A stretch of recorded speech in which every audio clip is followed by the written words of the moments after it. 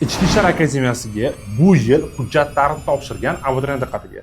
Agar sizga ushbu akademiyaning imtihonlari haqida batafsil ma'lumot kerak bo'lsa, sahifamizga obuna bo'ling va ushbu videoni ochiq ko'ring. Akademiyaning bu yilgi imtihonlari tubdan farq qiladi. Ya'ni kvotasi umumiy bo'ldi, ya'ni o'tish ballari ham umumiy chiqariladi viloyatlar kesimi bo'yicha va ikkinchisi yo'nalishlar kesimi bo'yicha imtihonlari farq qiladi.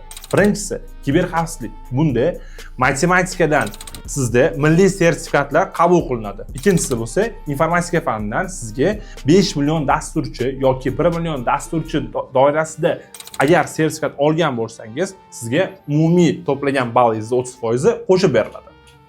Endi qolgan yo'nalishlarimiz bo'yicha saralash imtihonlari o'zgarishsiz qoldi. Ya'ni jismoniy tarbiya, bayon va chet tili imtihonlari. Bunda 45 dan yuqori to'plagan abituriyentlarimiz ikkinchi imtihonga qo'yiladi. Bunda yo'nalishingizdan qat'iy nazar, xohlang ekspert, xohlang kiberxavfsizlik, xohlang umumiy bo'lishdan qat'iy nazar, suhbat imtihonlari bir xil bo'ladi. Ya'ni huquq, tarix, O'zbekiston tarixi, tarbiya fanlari.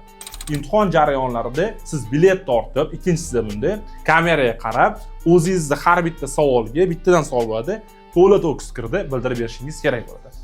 Agar sizga ma'lumotimiz qiziq bo'lgan bo'lsa, sahifamizga obuna bo'ling va akademiyada o'qishgan do'stingizga yuborib qo'ying.